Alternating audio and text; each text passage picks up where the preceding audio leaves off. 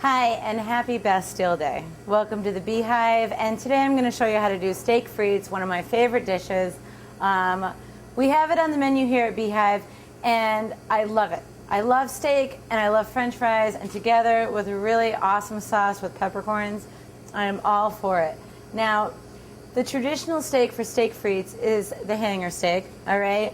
I love the hanger steak, and if you're cooking it at home, just make sure you let it rest, which means when you take it out of your cooking method, whether it be a grill or the oven or even the broiler, you want to let it sit in a cool spot for about 5 minutes. That way it returns to a nice medium, a nice rich medium rare, and doesn't bleed all over your guest plates. All right, it's never a good sign. For today, I'm going to show you the traditional hanger, and I'm just going to season this pretty generously with salt and pepper.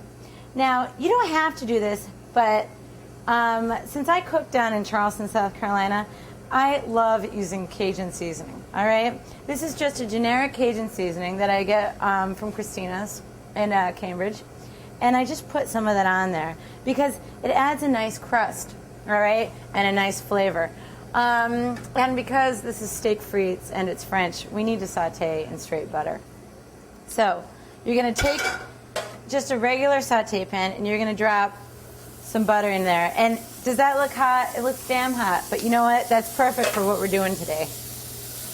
Or not. So you want to get this butter burned. Bueno es that, which means brown butter. And you know what? It actually adds more flavor to this dish because it makes your steak have a nutty flavor in it. And this is what we're going to make our sauce in too later. So I'm going to put this huge, beautiful piece of dry-aged hanger from Myers Ranch in Texas that we get from Keneally in this pan. And I'm going to let it sit not that long, about 2 minutes on one side. You never want to move your steak around too much because you actually want it to develop a sear or a crust. And what we're doing is we're searing in the flavors there. See that nice crust there? I'm going to let that sear on both sides. All right? And I'm going to go ahead and throw it in the oven at 350 degrees. You want to put it in there from 3 to 4 minutes, all right? And you're going to get a nice medium rare. That's it. So I've taken my hanger steak out of the oven. I'm letting it rest on this cutting board, all right? In this pan, this is the one that I pulled out of the oven that the steak was cooking in. All I'm going to do is saute a little bit of shallots. And you don't have to use shallots. You can use red onion, that's fine. Or a Vidalia onion. And these are just cooking in that the jus, or the pan drippings. And what's great about this is all the seasoning from the steak is in this pan, all right? The next thing we're going to do is add a touch of cognac, all right? And it doesn't have to be top shelf.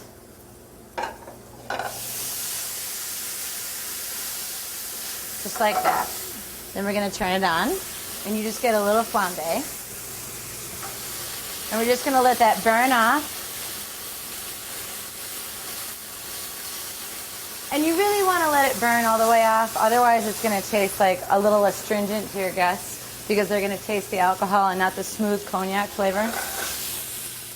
We're also going to add chopped thyme. Thyme is one of those herbs that if you put it in something, it's really going to put a backbone into your dish. And now we're going to add a little bit of veal stock. Now, you don't have to use a restaurant quality veal stock like we have here. Beef broth works. And one of the tricks that I've learned is cooking at home. Just reduce it down and it'll thicken. Look at that thicken up. It's going to be delicious. We're going to add some of our canned green peppercorns. They're come in a brine. Just going to lift some of those out.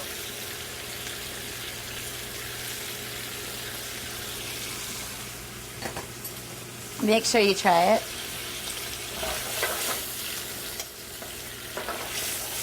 Oh, it's so good. I love, love, love fresh thyme. It's my favorite herb.